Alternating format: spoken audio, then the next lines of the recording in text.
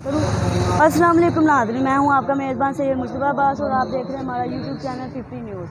कत्ले हुसैन असल में मर गए यजीद हैं, इस्लाम जिंदा हो गया बस करबला के बाद। नाज़रीन, जैसा कि आपको मालूम है कि आज 5 मुहर्रमुल हराम है, इसी के हवाले से मैं आपको बताना चाहता था कि ये अज़ादार जो हैं इनकी मजालिस में 5 मुहर्रमुल हराम को किनकी ज़ियारत बरामद होती है और इनकी शहादत किस तरह से हुई थी, और इसी के हवाले से हम जानेंगे कुछ अज़ादारों से कि उनका 5 मुहर्रमुल हराम के वाक़या के बारे में क्या कहना है, और जो अब बाकी के जो अय्याम रह गया उनके हवाले से हम मज़ीद उनसे आगे जैसे जैसे ये दिन आज़ादारी के चलते जाएंगे उस हवाले से हम उनसे ये दिन पूछते चले जाएंगे कि उन्होंने कैसे हैं और उनके दिल में कितनी अकीदत और एहतराम है इन मुहर्रमुल हराम के हवाले से।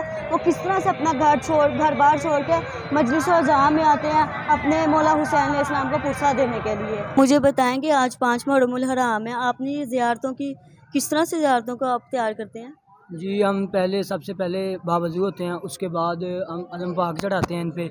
उसके बाद हम ये जो आपने जी देख रहे हैं आप, हम इनके फूल वगैरह ये वो इत्र वगैरह लगाते हैं, और जब जाकर मुसाहिब पे पास आता है और फिर इसकी बरामदगी कराई जाती है।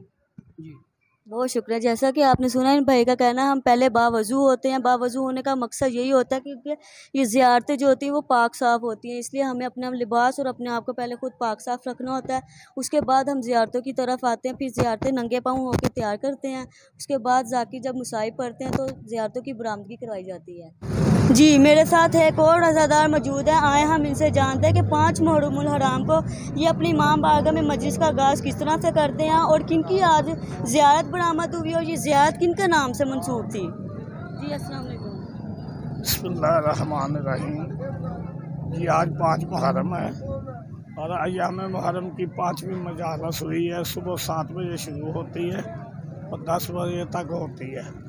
आज जो मजलिस हुई है अल्लामा सैयद तौकीर अब्बास रिज़वी साहब पढ़े हैं और जनाब मुस्लिम बिन अकील सफ़ीर इमाम हुसैन अलैहिस्सलाम उनके 2 बेटों की 2 शहज़ादों की शहादत थी और उनके आज उनके सिलसिले में उनकी शहादत के सिलसिले में मजालस हुई और उनके 2 शहज़ादों के ताबूत बरामद हुए, जिनका नाम एक बड़े का नाम इब्राहीम था और छोटे का नाम मोहम्मद था। और ये हमारे अमीरुल मोमिनीन मौला अली अलैहिस्सलाम के निवासे हैं और मौला अली अलैहिस्सलाम और अमीर कायनात मौला अमीरुल मोमिनीन की बेटी है, जिनका रोज़ा मुबारक और ज़री मुबारक लाहौर बीबी पाक दामन में है। और ये जनाब बाबुल हवाज अबुल फजल अब्बास अलैहिस्सलाम मौला गाजी शहनशाह की सकी बहन थी और ये उनके 2 शहज़ादे थे और कूफा में इनको जुल्म और सितम के साथ शहादत की गई। और ये अय्याम मुहर्रम ये मुहर्रम के चाँद के बाद मनाया जाता है। असल में ये 19 रमज़ान जनाब अमीरुल मोमिनीन अली इब्न अबी तालिब अलैहिस्सलाम को 19 रमज़ान को ज़रब लगी और 21 रमज़ान को शहादत हुई। ये वाक़या करबला का एक मैसेज था और 19 रमज़ान 21 रमज़ान की शहादत को ये इसका पैगाम था और इब्तिदा मुहर्रम 19 रमज़ान से शुरू हो गया। और हम ये सब मुसलमान कलमा गो इस्लाम मुसलमानों को ये मैसेज देते हैं कि आएँ मजलिस हुसैन में बैठें।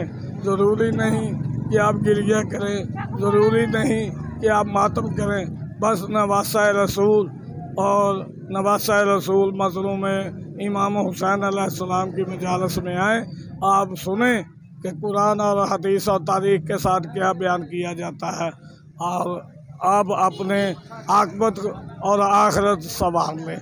यही मैसेज है हम मज़लूम करबला के अज़ादार मातमी का।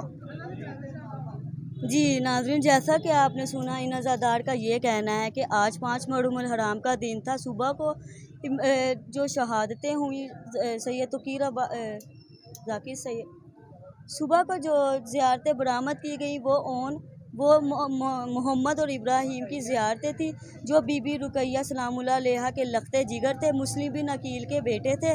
कूफा के शहर में जब मुस्लिम बिन अकील 9 ज़िलहज को शहीद हुए, उस वक्त मुस्लिम के ये दोनों शहज़ादे थे जिन्हें मुस्लिम बिन अकील को जिनकी बहुत फ़िक्र थी।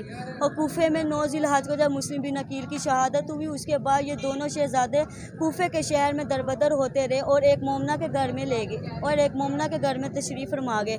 ये मोमना वो थी जिसका शोहर हारिस था और इब्ने ज़ियाद जो यजीदी लश्कर का सिपा सलार था। इसके कैद खाने में ये दोनों शहज़ादे 1 साल तक रहे। इसके बाद जब इस कैद से ये दोनों शहज़ादे रिहा हुए, उसने इनाम रखा कि जो इन दोनों शहज़ादों को ढूंढेगा और इनके सर काट के लाएगा, मैं उसको 1000 दरम इनाम के तौर पे दूंगा। ये वही लख्ते जिगर थे जो बीबी रुकैया सलामुल्लाह अलैहा के थे, जिनका दरबार जो है लाहौर में है, जिन्हें बीबी पाक दामन के नाम से पहचाना और जाना जाता है। पानी की सबीलें जगह जगह पे और शरबत की सबीलें हमें जगह जगह पे नज़र आती हैं। क्या ये सिर्फ अज़ादारों के लिए लगाई जाती है या सबके लिए ये होती है? ये करबला वालों के प्यासों की सबील है। उनके नाम मौला हुसैन इब्ने अली और उनकी औलाद की प्यासे रहने की, भूखे रहने की सबील लगी हुई है। और ये रोड पे इसीलिए लगाते हैं कि जब ये सबील करें दुनिया वाले, अहले इस्लाम करें या कोई भी दुनिया का इंसान करे, तो मोहसिन इंसानियत हुसैन इब्ने अली की प्यास और भूख याद आ जाए और उनके बच्चों की प्यास याद आ जाए। और ये जगह जगह सबीलें लगा के मौला हुसैन इब्ने अली की खिदमत में खराज तहसीन पेश करते हैं अज़ादाराने मज़लूम करबला। और वो चाहते हैं कि हुसैन इब्ने अली सखी हुसैन की माँ हम पे राज़ी हो जाए। काश ये मुसलमान उस वक्त जनाब सैयदा फ़ातिमा ज़हरा सलामुल्लाह अलैहा दुख्तर रसूलुल्लाह सल्लल्लाहु अलैहि वसल्लम को पहचान लेते और ये करबला न बनती। अगर बन गई है तो वो उसी की याद में ये सबील लगाई जाती है। तो ये जो सबीलों का एहतमाम आपने किया, ये क्या सिर्फ जो इमाम बारगाह में आने वाले अज़ादार होते हैं उनके लिए होते हैं, ये जो रोड से जितने भी गुजर रहे हैं आने जाने वाले, जी सबके लिए होती है? जी ये सब कलमा गो के लिए याद है। अज़ादारों को तो इल्म होता है और ये सबील लगाने का मकसद ये है कि जो रास्ते में आने जाने वाले अज़ादार मज़लूम करबला मौला हुसैन अलैहिस्सलाम के अलावा जो लोग आते जाते हैं, मुसलमान हैं, अहले इस्लाम हैं, ये मोहसिन इंसानियत की सबील है। इसमें कोई कैद नहीं है कि वो अज़ादार हो या अहले सुन्नत हो, कोई भी मुसलमान हो, किसी भी मसलक का हो या गैर मुस्लिम हो, वो भी सबील करे और उनको पता चले कि इन अयाम में रसूलुल्लाह सल्लल्लाहु अलैहि वसल्लम के बच्चों की ये करबला में शहादत हुई और भूख प्यास से हुई और ये उन्हीं की प्यास को याद करके सबील लगाई जाती है। जी नाज़रीन, जैसा कि आपने अज़ादारों से सुना उनकी ज़ुबानी के 5 मुहर्रमुल हराम को क्या हुआ था, जैसे कि मैंने उनसे सवालात किए, उन्होंने उन सवालातों के जवाब दिए मुझे।